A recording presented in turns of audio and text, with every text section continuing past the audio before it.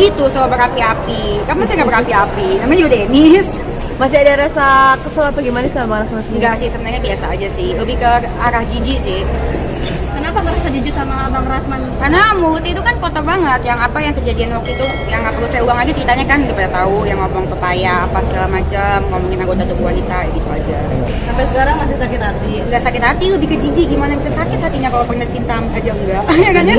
Oke, tadi tanggapannya di apa namanya istrinya Bang Rasman diajak duel tapi dia kayaknya nggak memberikan jawaban. Iya nggak berani lah, lakinya aja nggak berani, lakinya aja tutup kolom komentar, bukalah dulu kolom komentar, bukalah dulu kolom komentar. Katanya nggak selevel katanya. Nggak selevel dari sisi mana sih? Barangnya di KW semua.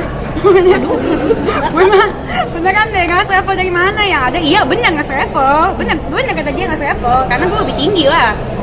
Bener juga nggak selevel, gitu ya. Makanya gue nggak jawab pas dia bilang nggak selevel. Jadi Bang Rasman sempat bilang pelakor gitu gimana? Oh iya, pelakor. Kan saya ngomong dan saya ralat kemarin ini kan saya ngomongnya pelakor.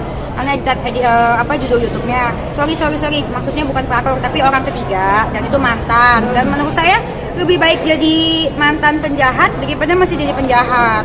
Lebih baik jadi mantan pelakor atau orang ketiga daripada masih jadi orang ketiga. Buktinya kayak si Ade itu kan masih kan, dia kan jadi ini kan istri keberapanya gitu ya. Itu pelakor sejati itu cok.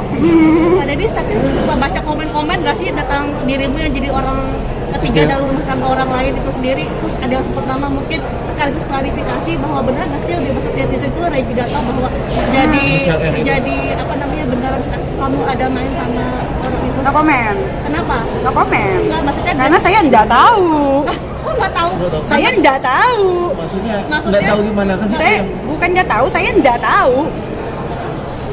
Pak Deddy, maksudnya biar nggak jadi fitnah bahwa selama ini nggak jadi pertanyaan. Saya no comment. Kenapa? Maunya no comment aja. Berarti akan selama ini menutup mulut bahwa tidak akan membuka siapa Kalau hari ini sih masih pengennya no comment. Belum tahu besok. Tapi kan masih melindungi dia. Nggak melindungi juga, kalau melindungi mah enggak juga. Peduli lindungi kali. tapi kan kamu udah banyak spill nih dikit-dikit gitu, dan itu mengarah ke suami dari salah satu artis itu bagaimana menanggapi? Menurut siapa? Menurut kalian, netizen. Ya, saya masih no maunya no comment hari ini. Kenapa alasan membuka sedikit-sedikit kayak gitu? Sedikit-sedikit, maksud sih? Ya, maksudnya nggak semuanya. Banyak-banyak. Pokoknya masih no comment saya untuk itu. Apakah itu kebutuhan Untuk nama konten? lengkapnya, kalau kebutuhan konten enggak juga ya. Konten saya kemarin lagi bagus-bagusnya kan, nama saya lagi bagus-bagusnya. Kemarin dipuja-puji kan. Bentar mau sendawa. Sendawa, ya udah.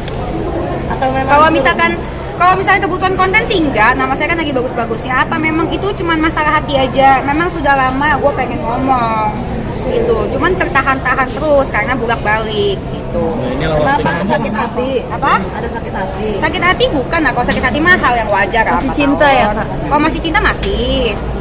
Kenapa Atau tuh disuruh si misternya suruh udah stop jangan ngomong lagi. No comment. Kenapa baru sekarang setelah 4 tahun? Nggak tahu. Toh saya nggak tahu. Berapa lama sih waktu jalanin sama dia? Apanya? Jalanin hubungan sama dia berapa? Kan udah dibilang 4 tahun. Iya. Tapi Kok bisa kerugian lama? lo sendiri apa nih setelah membongkar sedikit? Ada kerugian lo sendiri nggak? Akhirnya Oh, kalau yang jelas dimusuhin artis-artis, terus udah jelas musuhin artis-artis, terus gitu. Kemarin ini saya beberapa mau ke podcast orang kan ya. Tapi emang saya dari kemarin nggak mau terimain podcast sih, cuman saya mau terima 2 orang podcast. Nah terus segitu saya mau terima 2 podcast orang ini, terus segitu katanya info yang saya dapat saya di WA sama teman saya. Ini sepantasan aja orang-orang pada nggak jadi cancel podcast lu, katanya karena diteleponin sama Mbak Bulan. Hah? Mbak Bulan? Bulan siapa tuh? Ya gitu, ya kalian tebak aja sendiri. Siapa? Kita nggak boleh bikin opini. Iya, tebak sendiri dong. Inisial. Apa? Inisial. Tebak aja sendiri. Kenapa memang ada Mbak Bulan itu? Saya juga Kenapa? nggak ada masalah, kenal juga enggak ada masalah. Sebenarnya kan kalau misalkan mau saya berhenti ya, telepon aja sumbernya, ya kan ngapain teleponin orang-orang? Itu kan yang sebenarnya terjadi ya. Cuman mungkin nggak tahu lah ya, mungkin akhirnya lebih temen ngumpet di ketek bininya sama teman-teman bininya ya, mungkin lebih cocok buat dia. Tapi pada berpapasan dengan istrinya nggak sih? Belum pernah, Satu stage itu belum pernah juga. belum pernah. Pengen Selain itu pengen ada nyanyi lagi nggak bareng. kerugian yang lo rasakan?